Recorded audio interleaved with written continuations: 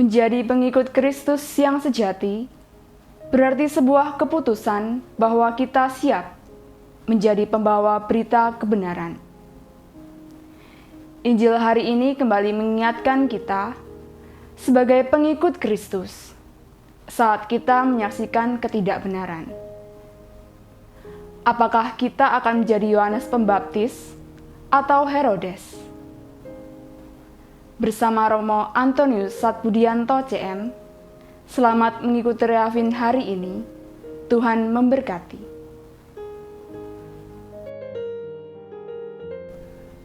Selamat jumpa, saudara-saudara yang terkasih dalam renungan harian Vincenzian.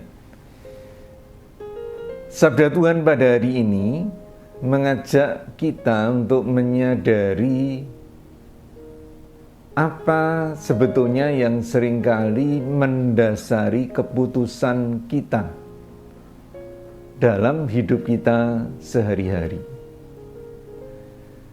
Tentu saja yang benar adalah kalau kita mengikuti suara kebenaran. Suara yang sebetulnya dapat kita dengar dalam hati nurani kita atau hati kecil kita. Hal yang seringkali membuat kita itu tidak mentaati, tidak mengikuti suara hati kita itu adalah nafsu kita, kesenangan kita, kepentingan kita. Nah, inilah yang terjadi pada Herodes. Raja Herodes dikatakan sebenarnya suka untuk mendengarkan suara Yohanes, karena suara Yohanes itu sungguh mengena di hatinya. Di lain pihak, suara Yohanes itu bertentangan dengan kepentingannya dan kepentingan istrinya, yang tidak lain sebetulnya adalah istri dari saudaranya yang diambilnya. Maka apa yang dilakukan oleh Herodes? Menunda. Dan saudara, kalau kita menunda suara hati kita, kita bisa berbelok. Dan itulah yang dilakukan oleh Herodes. Herodes berbelok lagi-lagi karena nafsunya.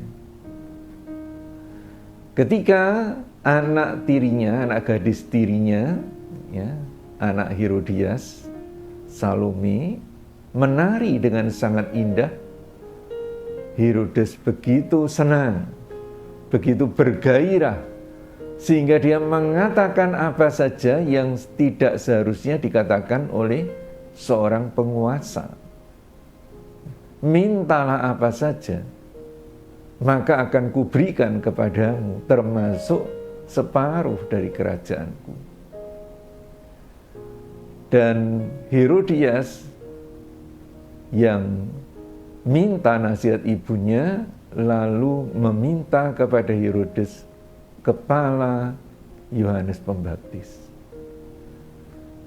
Dengan sedih, Herodes terpaksa memberikan kepala Yohanes Pembaptis, yang tidak lain sebetulnya ia memberikan nuraninya, suara nuraninya. Kita seringkali juga demikian. Kita memberikan suara nurani kita demi nafsu dan kesenangan kita sendiri. Saudara-saudari yang terkasih, dalam hal ini kita juga mendapat teladan dari Daud. Kita tahu Raja Daud boleh dikata hanya sekali tergelincir dalam dosa karena nafsunya.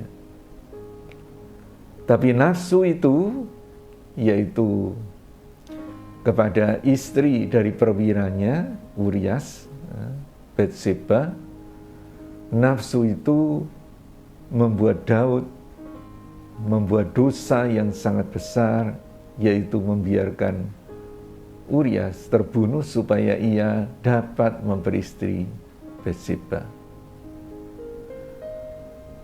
Tapi kita seringkali hanya terpaku pada satu hal itu. Padahal hampir dalam seluruh hidupnya Daud lebih mendengarkan suara nuraninya, suara Tuhan dalam nuraninya. Dan itulah yang dipuji-puji dalam bacaan pertama dari kitab Putra Sirak mengenai Daud. Saudara, kita diajak untuk belajar dari Daud. Berani menyesal kalau kita jatuh dari dosa, dan kita lebih memilih selalu untuk mendengarkan suara nurani kita, suara kebenaran, suara Tuhan sendiri bagi kita. Inilah saudara-saudara yang akan menuntun hidup kita sehari-hari. Kita harus berani mendengarkan suara nurani kita, tidak menunda-nunda untuk melaksanakannya, dan juga tidak terbujuk oleh nafsu dan kesenangan kita sendiri. Tuhan memberkati kita. Aku diutus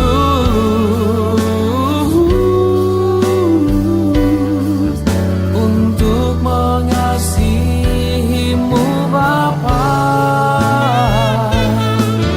dan juga untuk membuatmu